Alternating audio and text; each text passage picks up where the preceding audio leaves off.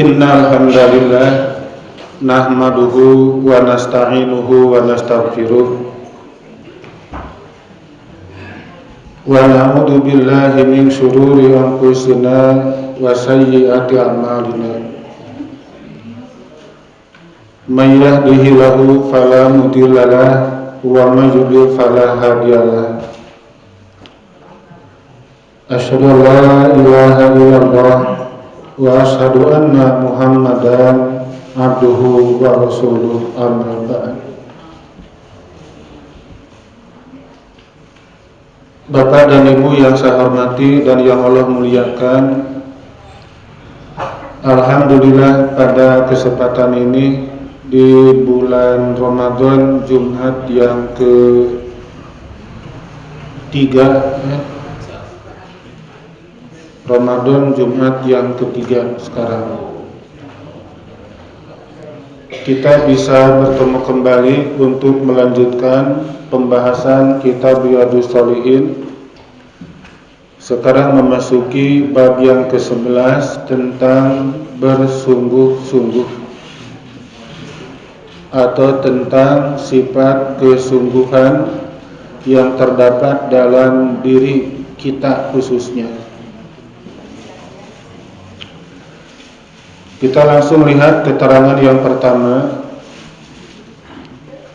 penggalan dari surat Al-Ankabut ayat 69 yang isinya a'udzubillahi minasyaitonirrajim walladzina jahadu fina lanahdiyannahum subulana wa innallaha lama'al muhsinin. Waladina jahadu, dan orang-orang yang berjihad, fina, dalam membela agama kami, lanahdiyannahum subulana, maka pasti akan kami tunjukkan mereka itu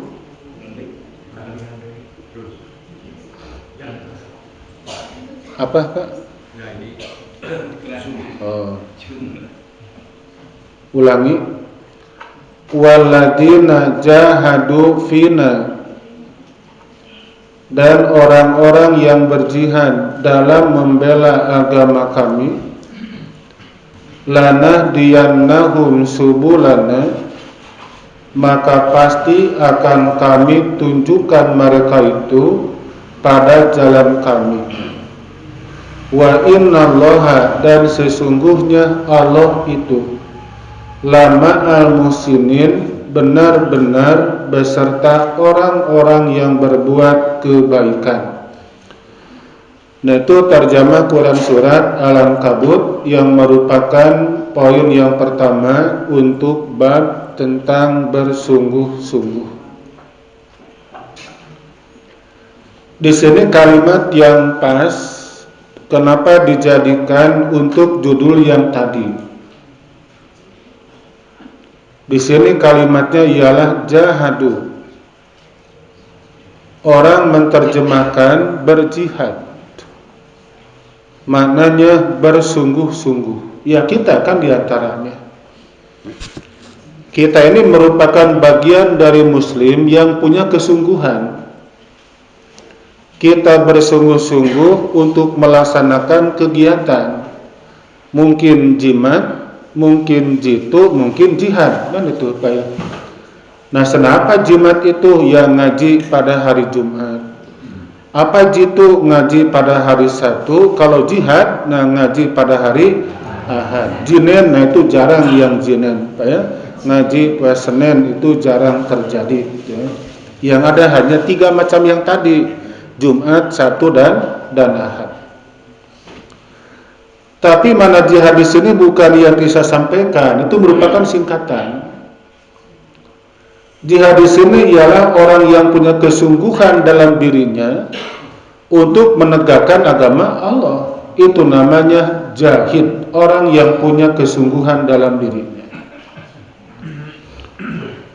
Allah akan memberikan jaminan kepada orang yang punya kesungguhan dalam dirinya. Apa tindakan itu? Allah memberikan jaminan lana dianahum subulana. Pasti kata Allah akan kami tunjukkan mereka itu kepada jalan kami. Ada dua macam jalan, ya. Yang pertama ada sabilillah atau sabilullah gitu kan. Yang kedua sabilut tagut. Ada jalan Allah, ada jalan tagut. Itu dua-duanya cukup banyak. Kalau kita membandingkan mana yang lebih banyak? Apakah jalan Allah atau jalan tagut? Sama-sama banyaknya. Tapi kalau kita itu melihat mana yang paling sulit, apakah orang melaksanakan di jalan Allah, jalan tagut itu, Pak ya. Nah, sulit dan tidaknya itu bergantung pada kesungguhan kita masing-masing. Mungkin bagi orang yang tidak biasa, dia bangun bukan bulan Ramadan, bangun pukul 3 atau pukul setengah 4, dia berwudu, dia tahajud, ya, itu merasa berat bagi mereka yang tidak membiasakan. Nah, tapi bagi mereka yang sudah biasa, itu bukan hal yang sangat memberatkan, bahkan itu tentram jiwanya, tentram dirinya, ya. Nah, itulah masuk kepada kalimat waladina jahadu fina. Nah, mana jihad? Jangan kita terjemahkan mereka ialah orang yang berperang melawan orang-orang kafir, membawa senjata membunuh orang-orang kafir. Bukan hanya itu. Zaman sekarang tidak musim lagi, Pak. Itu jihad zaman sekarang itu ialah kita menampakkan muslim yang sebenarnya, ketika berucap benar, ketika berkata juga jujur, ketika ada amanat dia menyempurnakannya, ketika berjanji dia melaksanakan. Itu termasuk orang yang jahadu fina, kata Allah. Jadi ketika Bapak Ibu membaca ayat ini, berarti ini ayat hanya berlaku pada zaman Nabi, ketika mereka berperang melawan orang-orang kafir. Bukannya itu sebetulnya, Pak ya. Kita melaksanakan perbuatan yang di dalamnya ada ridho Allah yang Maha Kuasa, maka tersebut pada kalimat waladina jahadu fina, ya. Orang-orang yang jihad di jalan Allah itu.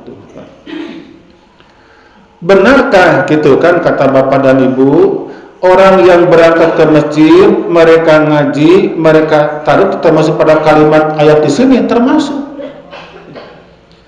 Kita sekarang merupakan orang-orang yang sedang berjihad, memakmurkan masjid untuk memahami firman Allah yang Maha Kuasa. Kata Bapak itu mana yang paling berat? Apakah orang yang berceramah atau orang yang mendengarkan? Itu yang paling berat ialah orang yang mendengarkan, Pak ya. Iya gitu kan.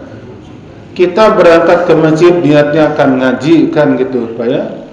Kalau tadi udah makannya cukup banyak, makan di waktu sahur, beres salat subuh mulai kan, Pak ya, remang-remang gitu kan. Pertama 100 watt, turun kan 75 watt. 50 watt, 25 watt. Nah, sampai poek langsung kan. Ustaz pun tidak kelihatan, yang ada hanya suaranya sayup-sayup itu juga. Ketika cek Ustaz, itu saja yang saya sampaikan, brai canggih kan. Nah, wattnya naik lagi. Nah, ini jihad sebetulnya, Pak ya. Saya berani mengatakan itu yang paling berat ialah mereka yang mendengarkan dibandingkan orang yang berbicara, Pak. Itu beratnya kondisi seperti apa? Berat ketika melawan rasa ngantuk. Sengantuk apapun seorang penceramah, dia masih bisa berbicara, Pak. Itu bisa menghilangkan rasa ngantuknya. Tapi mustahil ketika dia ngantuk kan mulai nunduk kepala, Pak ya. Nah, gitu. Kalau penceramah mungkin begini, ihwatu iman yang saya hormati, tidak mungkin kan, Pak ya. Nah, kalau saya juga pernah merasakan dulu kan, ketika tidak ada khotib Jum'ah karena musim Covid kan kemarin itu, Pak ya. Saya Jumatan di Masjid Al-Fatihah. Begitu duduk gitu kan, ada dikumandangkan ya sang nunduk begini kan, baru juga 5 atau 10 menit tiba-tiba ada orang yang noel gitu kan. Kenapa tuh dia tuh noel? Karena kenceng di hadapan saya. Saya bingung ini kenceng ke mana cinta ya? Kayak tukeun. Nanya muasa salat saya kan. Da jo noel jo ya kenceng. Saya kumaha bingung kan Pak ya? Saya berpikir ieu noel teh belah katuhu. Berarti kenceng dikaitukeun. Seretkeun citu teh. Ya saya tersenyum dalam hati saya. Ya memang berat jadi mustami Pak ya. Itu baru 5 menit sampai 10 seperti itu. Itu sebutkan mandi dulu gitu kan Pak ya, agar cenghar. Nah apalagi bapak dan ibu kan belum mandi sepertinya. Kemudian makan sahur tadi kita kekenyangan. Sekarang kudu ngaji, saya yakin tuluhna moal katulungan kata. Jadi inilah termasuk bagian dari jihad, alladzina walladzina jahadu fina. Ini termasuk bagian dari jihad di jalan Allah yang Maha Kuasa. Nah, kira-kira siapa kalau bukan kita yang membangunkan masjid? Tentu kita. Dan kita pun ingin mendapatkan apa yang dijanjikan. Nabi menjanjikan kepada kita, setiap kali umat mereka datang ke masjid, itu jaminannya apa? Mereka dapat 4 jaminan.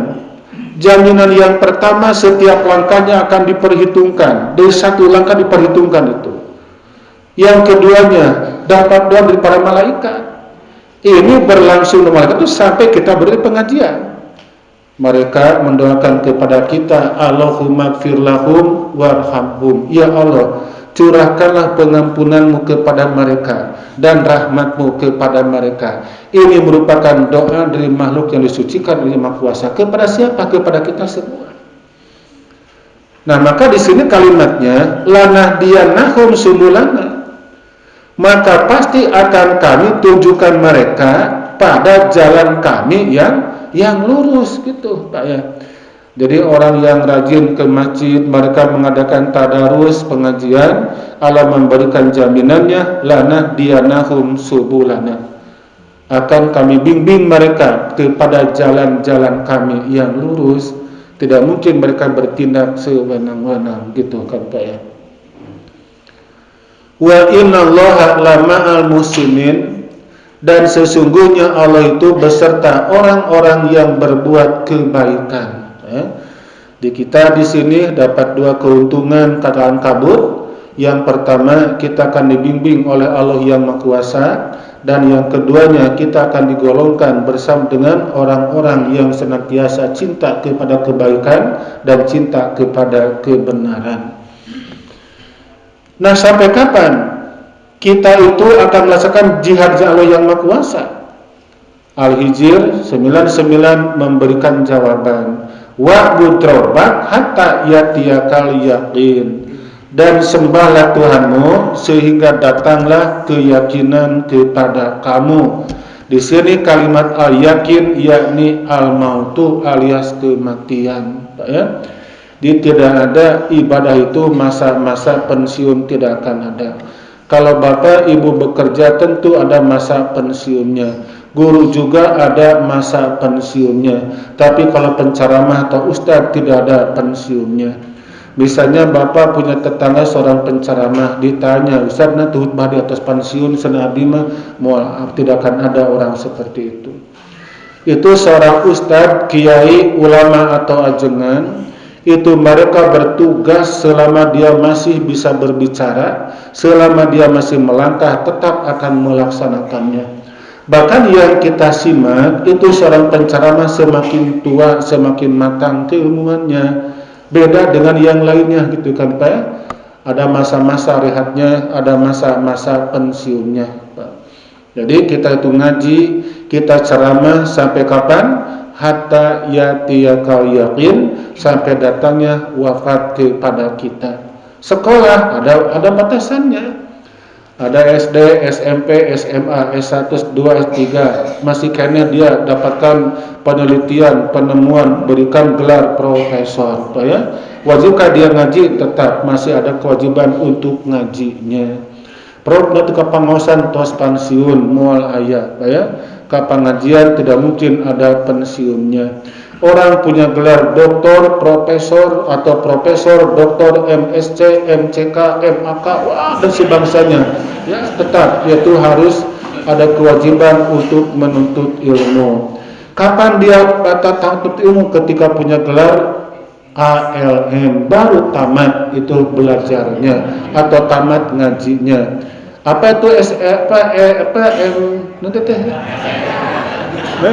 MSc gitu kan? Master Science. Kalau MCK itu lain lagi kan. Kalau ALM almarhum tos tamat Pak. Sebelum kita dapat gelar ALM, maka kita tetap punya kewajiban untuk menghambakan diri kepada Allah yang Maha Kuasa. Almarhum itu ialah diwafatkan disempurnakan oleh Allah, maka dia enggak butuh lagi makan dan minum dan tempat persinggahan seperti sekarang. Telah diwafatkan, telah disempurnakan. Sementara kita belum disempurnakan oleh Allah yang Maha Kuasa. Nah, apa cirinya? Kita membutuhkan makan dan minum, membutuhkan tidur, membutuhkan healing, kan? Membutuhkan juga piknik atau jalan-jalan. Orang yang tadi sempurnakan tidak butuh lagi jalan-jalan, tidak perlu lagi makan dan minum, tapi membutuhkan doa dari kita yang masih hidup untuk yang sudah meninggal dunia. Itu yang mereka butuhkan, ya. Jadi Pak, Al-Ankabut 69, Allah memberikan apa reward gitu kan kepada orang-orang yang berjihad di jalannya dengan cara bimbingan kepada mereka, dan didaftarkan mereka adalah orang-orang yang bersama berbuat kebaikan. Siapa? Para nabi dan para orang-orang yang soleh. Nah, sampai kapan itu berbuat di jalan Allah? Al-Hijr memberikan jawaban. Hatta yatiyakal yakin, sampai datangnya kematian atau kamu meninggal dunia. Orang yang telah wafat mereka tidak perlu lagi beribadah, Pak, ya. Teu perlu ngaji, teu kudu maca Quran, datang bulan Ramadan teu kudu puasa, teu kudu tarawih. Siapa yang saum? Orang yang beriman dan mereka masih hidup. Ketika mereka telah wafat, tidak ada kewajiban sedikit pun. Itulah nikmatnya bagi mereka yang telah meninggal dunia. Mau enggak? Padahal enak gitu kan Pak, ya. Walaupun harga pada mahal, kan baik dan butuh makanan. Pakaian juga mahal, kan bayar butuh pakaian. Udah sempurna semuanya Pak. Diumumkan Ustaz Yusman, Bapak dan Ibu, sebagaimana biasa pada saat ini Jumat yang pertama di bulan April diadakan pengajian Riyadhus Shalihin. Orang yang telah wafat ketika dia mendengar tidak akan hadir.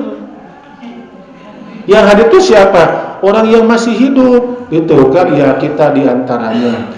Berarti ketika diumumkan tapi tidak hadir, dan begitu itu ya mereka sudah diwafatkan oleh Allah yang Maha Kuasa. Tapi belum ya.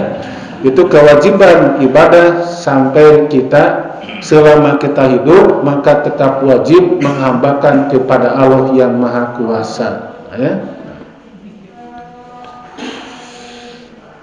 Di dalam Al-Baqarah ada penjelasan, ya, udkhulu fisilmi kafah, masuk Islamlah kalian, ya, secara menyeluruh, jangan setengah-setengah gitu kan, kata Al-Quran juga Pak, ya.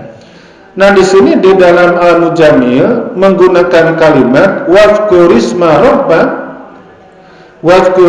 rabbik wa tabattal ilaihi tartila, dan ingatlah akan nama Tuhanmu serta beribadahlah kepadanya dengan sepenuh hati.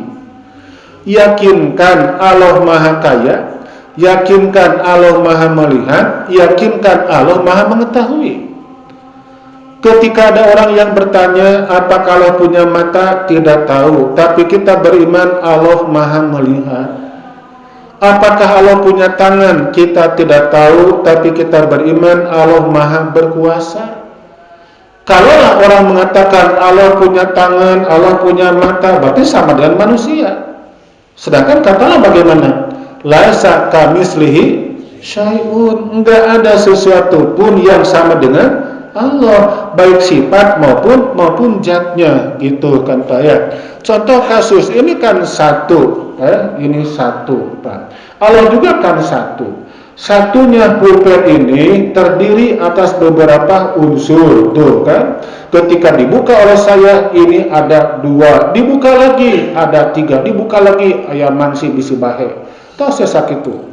Berarti ini satunya pensil ada beberapa unsur atau beberapa partikel atau bagian. Allah kan satu. Satunya Allah beda dengan satunya manusia. Saya satu, ada kepala, ada mata, hidung, telinga, tangan, kaki dan sebangsanya. Allah itu kan satu. Apakah Allah punya mata? Tidak tahu, tapi kita beriman Allah maha melihat. Nah, ketika orang meyakini Allah maha berkuasa, Allah maha melihat, Allah maha gagah, maka tentu dia akan ibadah kepada Allah tidak setengah-setengah, tapi full melaksanakannya, utuh menghambakan diri kepada Sang Pencipta. Kita pun harus seperti itu, ya. Ibadah jangan asal-asalan. Kalau ibadah asal-asalan, maka pahalanya juga nanti asal-asalan dari Allah. Harus full sepenuh hati kita, ya. Nah, itu penjelasan di dalam Al-Mujammil ayat yang ke-8. Sekarang ajalah ayat yang ke-7. Ini lebih meneguhkan kepada kita, faman ya'mal misqala dzarratin khairan yarah.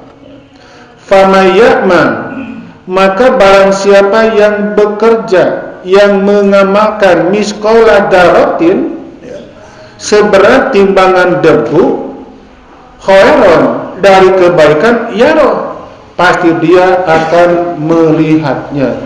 Pasti dia akan melihatnya. Jangankan ada orang yang mendirikan masjid, mendirikan yayasan tahfiz Quran, ya. Orang yang ketika berangkat ke masjid, di masjid ada tisu, dia mengambilnya, tisu yang berserakan, bukan tisu yang dibukan keneh, ya, jangan diambil pertama itu, kan. Ini selemar ada di atas karpet, kita mengambilnya dan disimpan di tempat sampah. Itu kan merupakan kerja yang ringan. Tapi ternyata ada timbangannya di hadapan Allah yang Maha Kuasa. Nah, tapi ketika Bapak dan Ibu ada tisu satu bungkus di atas mimbar, jangan dibuang. Itu mungkin dimanfaatkan oleh para jamaah.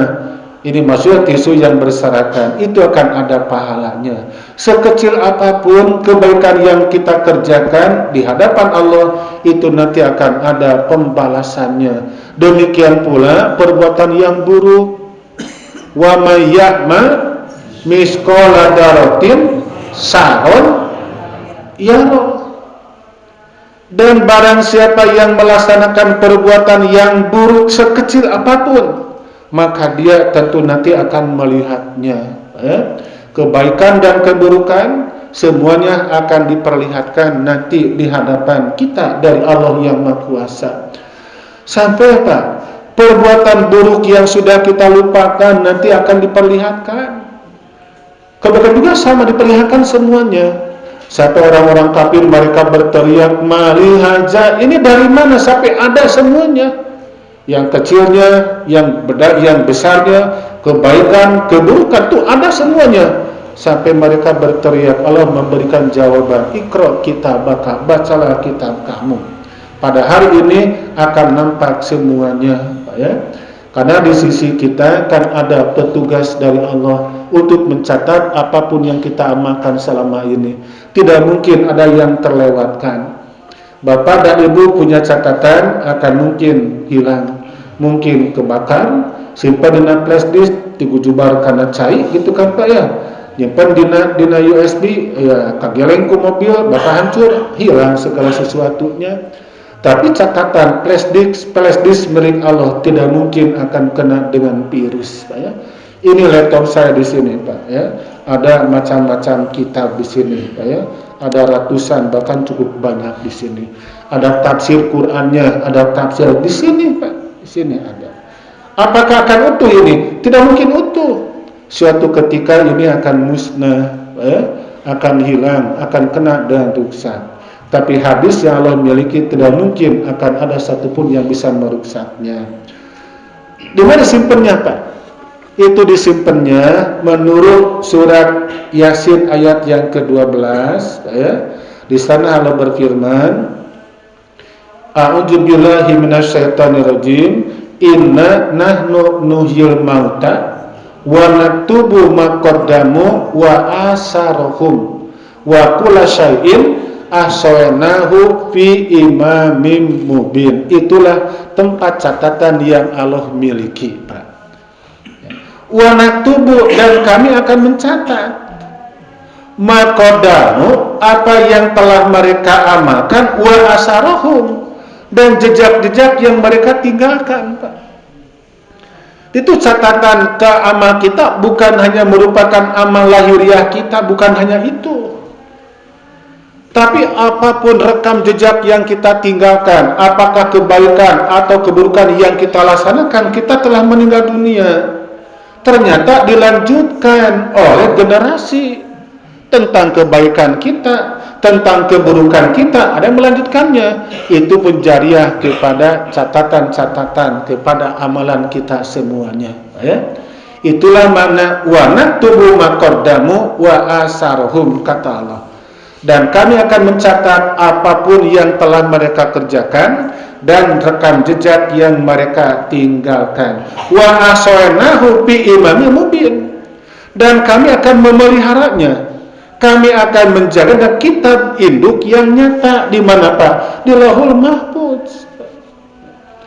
Jadi mungkin kan ketika Bapak dan Ibu dulu pada masa-masa remaja, pada masa dewasa, melaksanakan perbuatan yang menyimpang, kita sudah melupakan sekarang. Nanti akan diperlihatkan kepada kita.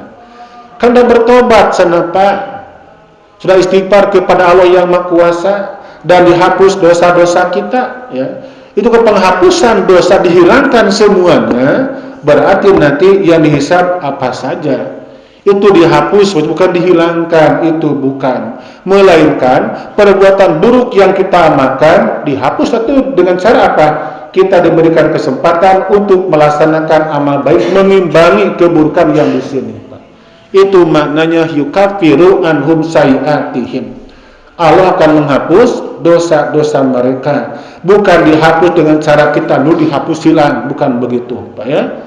Kalau mana seperti itu, maka penghapusan yang tadi hilang semuanya. Apa yang dihisab nanti itu diperhitungkan mulai dari masuk usia balik sampai terjadinya hari kiamat, kan gitu, akan dipelihara ya. Jadi kebaikan sekecil apapun nanti akan diperlihatkan. Keburukan juga sama seperti itu. Kemudian yang terakhir, Al-Mujadil ayat 20. Belum terakhir, ada satu lagi. Wa ma tuqaddimu li anfusikum, dan apa saja perbuatan baik,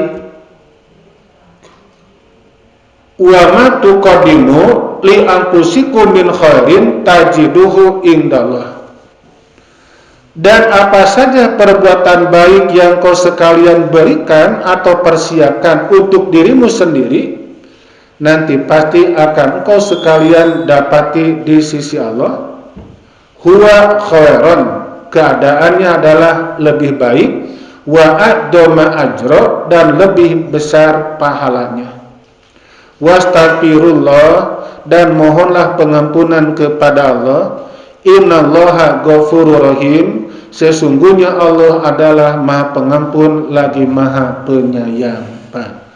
Bapak perhatikan kalimat yang saya blok sekarang.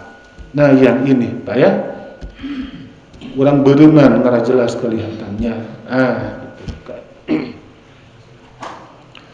Huwa khairan wa adoma ajran,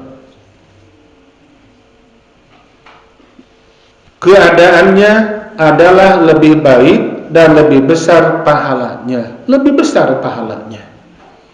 Kapan diamalkannya, Pak? Pahala yang begitu besar kapan diamalkannya? Ayo, kapan diamalkannya? Apakah selama bulan Ramadan? Ya di kita kan sering orang mengatakan Ramadan ialah bulan dilipat gandakan pahala kebaikan. Benarkah seperti itu? Benar. Tapi ini seakan-akan terindikasi bahwa ini pahala kebaikan dilipat gandakan terjadi pada bulan Ramadan saja. Itu kalau lagi gimana, Pak? Ada lipat gandaan pahala. Misalnya kita melaksanakan amal soleh di bulan Muharram. Ini yang kita amalkan di bulan Muharram dan di bulan Ramadan itu sama nggak pahalanya? Pak, orang bersedekah di bulan Syawal tanggal 5, orang bersedekah di Ramadan tanggal 5. Sama nggak tuh pahalanya? Sama, tidak akan berbeda. Apa yang membedakannya kalau begitu? Orang kan mengatakan Ramadan ialah bulan dilipat gandakan pahala kebaikan. Ramadan ialah bulan dikabulkannya doa. Ramadan ialah bulan penuh barokah. Ramadan ialah beak, Ramadan semuanya, Pak. Ya. Sampai itu kan orang mereka ibadah tinggalkan selama Ramadan. Habis Ramadan, habis para jamaah. Itu tapi nggak di sini, Pak ya. Di sini mah insya Allah tidak itu ya. Tidak apa? Enggak, di sini meningkat, Pak. Sini meningkat. Sini meningkat. Itu yang saya perhatikan ya, itu kalau Ramadan malam pertama itu membludak, Pak ya. Sampai panitia Ramadan bisa dibentuk panitia Ramadan, pasang tenda. Kalau tenda itu kan tenda dipasang tenda. Kapan dibongkar tuh tenda itu? Sawah dibongkar ya, bongkar tuh sawah. Pak, ada nggak hadis yang menyatakan Ramadan ialah bulan dilipat gandakan pahala kebaikan? Ayat itu. So. Ada nggak, Pak? Ada sana mana di Tirmidzi? Kumaha? Nabi kan ditanya, ayus sodakoh adomu ajron. Ya Rasulullah, sodakoh yang bagaimanakah yang paling besar pahalanya? Kata Nabi, sodakotun fi Ramadan. Sodakoh pada bulan Ramadan. Itu sangat buruk hadisnya, Pak. Kemudian dalam Ibnu Huzaimah, dari sana apa itu kan hadisnya panjang, Pak ya, panjang tuh hadisnya. Nah di antaranya ada kalimat, man taqarraba fihi bi khoslatin minal khair. Barang siapa yang melaksanakan ibadah sunat di Ramadan, maka pahalanya sama dengan ibadah wajib di luar bulan Ramadan. Dan barang siapa yang melaksanakan kewajiban di Ramadan, maka pahalanya sama dengan 70 kali di luar bulan Ramadan. Itu hadisnya satu. Termaktub di dalam Sunan Ibnu Huzaimah. Itu dalam sanadnya ada seorang rawi yang bernama Ali bin Muhammad bin Jud'an. Dia termasuk ulama Syiah. Tasyayyu disebutnya. Satu versi mengatakan dia nggak bisa dipegang apapun yang dia katakan. Jadi hemat saya, seluruh hadis yang mengatakan tentang hebatnya Ramadan itu tidak banyak yang sahih. Kalau bisa bagaimana apabila datang Ramadan, pintu surga dibuka, kemudian pintu neraka dikunci, setan dibelenggu, itu sahih hadisnya, Pak. Itu kan boleh dilakukan Imam Bukhari. Tapi kenapa itu di Ramadan masih kena banyak orang yang melaksanakan kemaksiatan, sampai terjadi pembunuhan, kemudian perzinahan, berbagai macam kemaksiatan. Itu kapan terjadinya? Ternyata pada Ramadan. Bukankah Nabi mengatakan idza jaa Ramadan futihat abwabul jannah? Apabila datang Ramadan maka pintu surga akan dibuka, pintu neraka akan dikunci dan setan-setan akan diborogor oleh Allah Yang Maha Kuasa. Apa kenyataan sekarang? Kalau setan diborogol berarti kemaksiatan tidak boleh ada. Kenyataan yang ada masih kena banyak kemaksiatan. Sampai ada remaja yang perang sarung, ada yang tewas itu kan. Ada lagi kan pencurian motor, mobil dan sebagainya. Kapan kejadiannya? Ternyata selama bulan Ramadan. Apakah ini hadis menjadi dhaif seperti itu? Bukan begitu maknanya. 3 macam yang tadi diserahkan kepada kita. Mampu enggak diri kita dengan saum Ramadan, amalan kita membukakan pintu surga dan mengunci pintu neraka dan membelenggu setan. Oleh siapa? Oleh amalan kita. Diserahkan kepada kita. Nah, itu hadisnya kan sahih gitu kan, Pak ya. Nah, jadi kalau orang mengatakan Ramadan ialah bulan yang penuh dengan barokah, itu penuh sebatas penuh apa? Apakah segelas, sabekong, saember, sajolan? Pinuh nateh kan gitu, Pak ya. Dalam Quran sekarang kita tengok, Pak. Walau anna ahla qura amanu wa taqau la fatahna alaihim barakatin minas sama wal ard. Kalaulah atau sekiranya penduduk satu negeri mereka beriman dan bertakwa kata Allah, la fatahna, pasti kami akan bukakan bagi mereka barakatim minas sama wal ard, semua barokah langit dan bumi. Kapan dibukanya? Apakah selama Ramadan? Tidak. Syaratnya apa? Iman dan bertakwa kata Allah. Enggak ada kata-kata Ramadan penuh dengan barokah. Kalau gitu apa tuh hebatnya Ramadan? Al-Baqarah 185 menjawab. Syahrul Ramadan alladzi unzila fihil Quran. Itu. Quran turun bukan di bulan Syawal. Quran turun bukan di bulan Rajab. Tapi Quran turun pada bulan Ramadan. Turun dari Allah ke Malak Jibril. Itu di bulan Ramadan. Terus kata Al-Qadar 1 sampai yang kelima, kesimpulannya itu di Ramadan ada 1 malam yang lebih baik daripada 1000 bulan. Diberikan nama dengan Lailatul Qadar. Ad-Duhan memberikan nama Lailatul Mubarakah. Bulan yang malam yang diberkati. Malam, bukan bulan yang diberkati, tapi malam yang diberkati. Jadi kalau kata surat Ad-Duhan itu, nama lain untuk Al-Qadar ialah Al-Mubarak. Jadi ada Lailatul Qadar, ada Lailatul Mubarakah. Itu merupakan waktu turunnya Al-Quran. Lalu yang berikutnya, Nabi menyambut kedatangan malam Al-Qadar dengan melaksanakan i'tikaf. Itu kan, itu kehebatannya.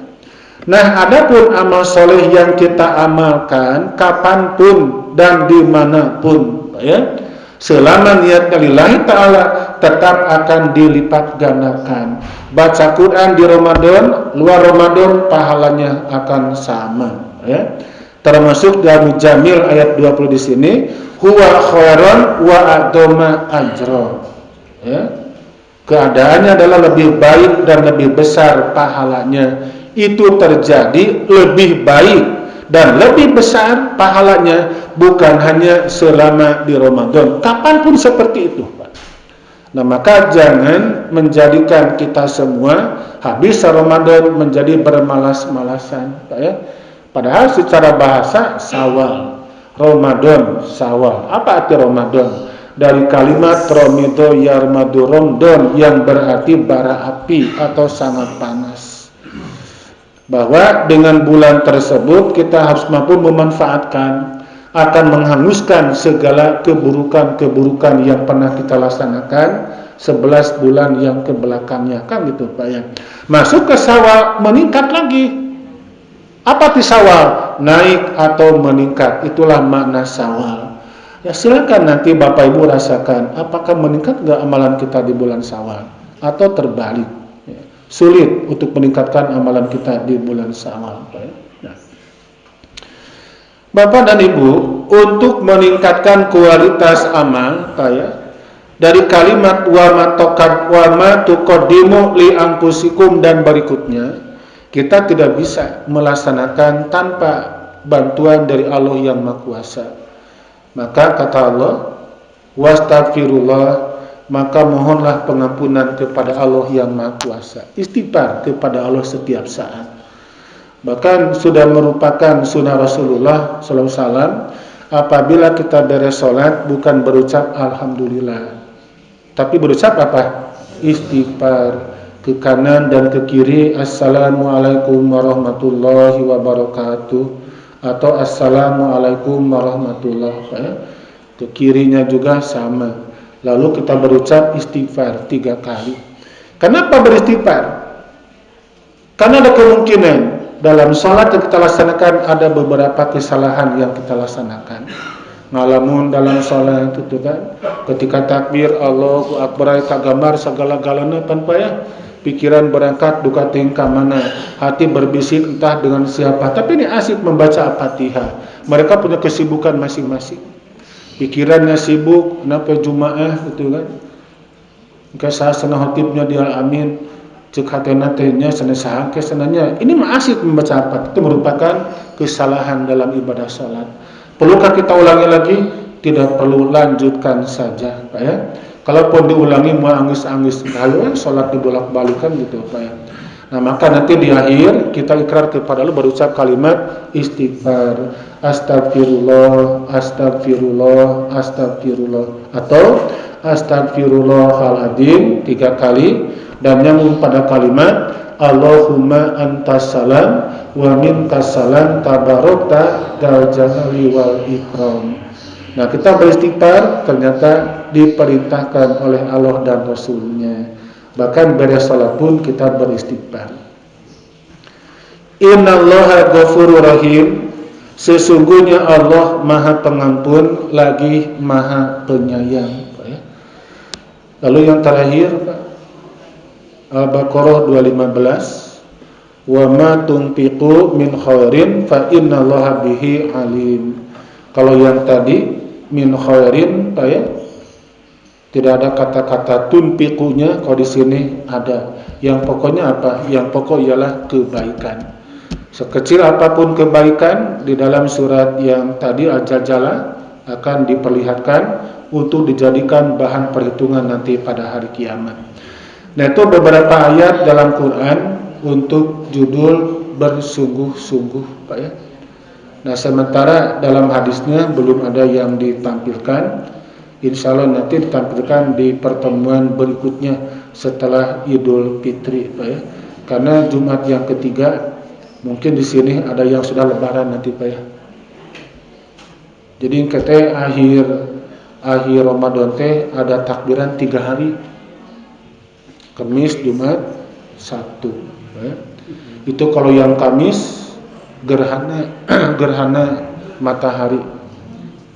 Mulai takbirnya sekitar 9:30. Itu takbirnya.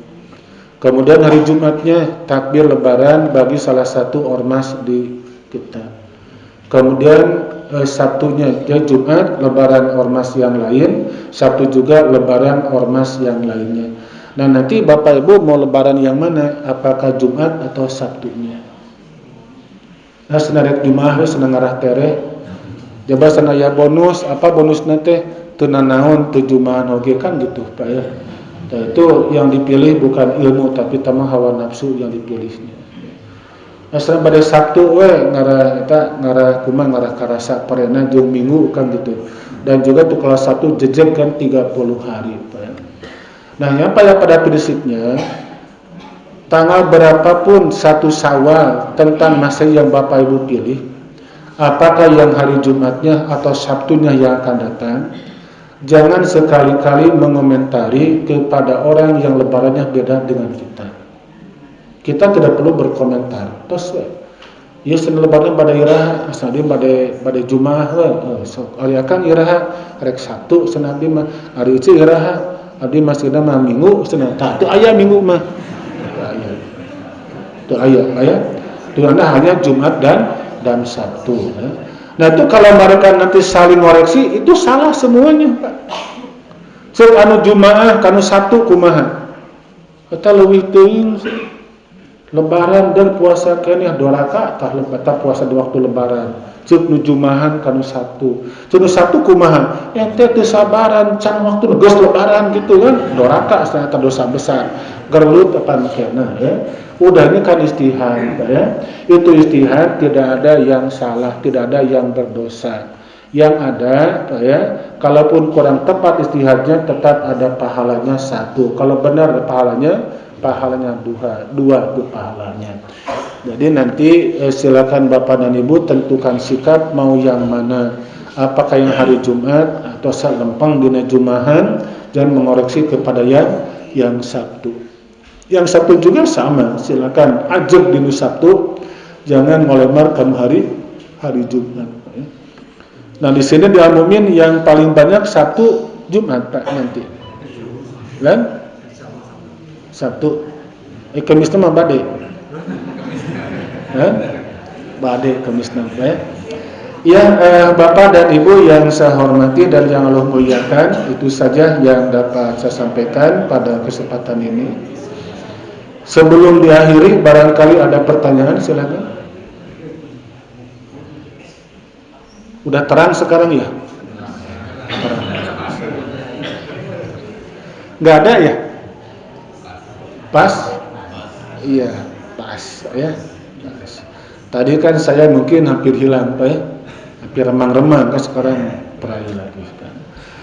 Itu saja yang bisa kita pelajari pada kesempatan ini tentang kesungguhan dalam melaksanakan ketaatan kepada Allah dan Rasul-Nya.